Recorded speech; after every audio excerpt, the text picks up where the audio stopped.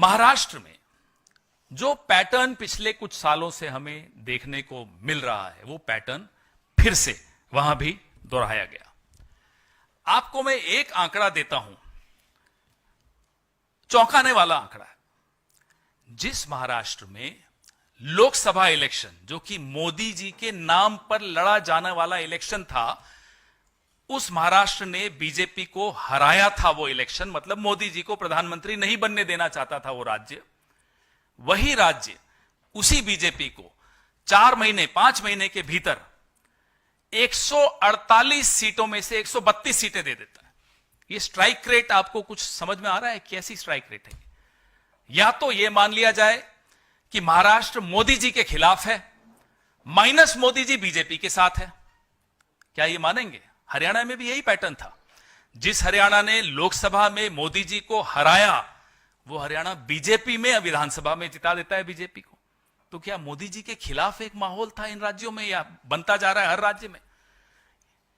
यह बात आपको कहीं टीवी पे चर्चाओं में नहीं सुनाई देगी, लेकिन एक कॉमन सेंस की बात है कि 4 महीने पहले मोदी जी के नाम वाला इलेक्शन बीजेपी हारती है, 4 महीने बाद मोदी जी का इलेक्शन नहीं है, राज्य सरकार का इलेक्शन है, बीजेपी की स्ट्राइक रेट 148 में से 132। यह स्ट्राइक रेट संभव है क्या?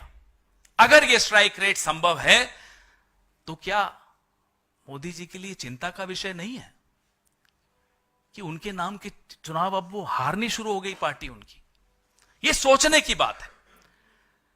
खैर, यह उनके लिए है चिंता का विषय। हमारी चिंता का विषय है लोकतंत्र, हमारी चिंता का विषय है चुनावी पारदर्शिता, हमारी चिंता का विषय है कि क्या इतने साल इस तरह से पिछले दरवाजे से सरकार बनाई, सरकार बनाने के बाद एंटी इनकम्बेंसी का रिवर्स हो सकता है क्या बीजेपी के लिए? 148 में से 132 सीटें ले जा सकती है क्या बीजेपी? तो लोकसभा में क्या हो गया था?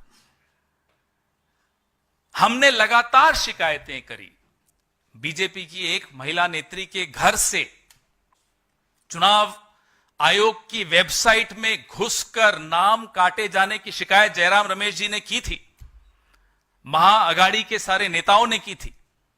जवाब नहीं मिला चुनाव आयोग से। इस तरह से क्या हमारा चुनाव, आप लोग कह सकते हैं और कह भी रहे हैं, सोशल मीडिया पर भी कह रहे हैं, मीडिया पर भी कह रहे हैं, अरे साहब झारखंड जीत गए तब तो नहीं बोलते कि चुनावी प्रक्रिया में गड़बड़ है।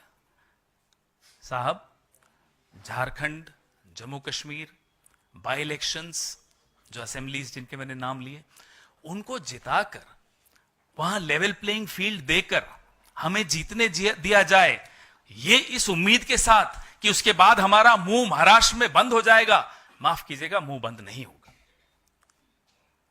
जहां भारतीय जनता पार्टी को भारी लाभ लेना होता है, वो सारे दांव पेच वहीं खेले जाते हैं, बाकी जगह लेवल प्लेइंग फील्ड चलने दी जाए। जहां लेवल प्लेइंग फील्ड होती है वहां के नतीजे आपके सामने हैं।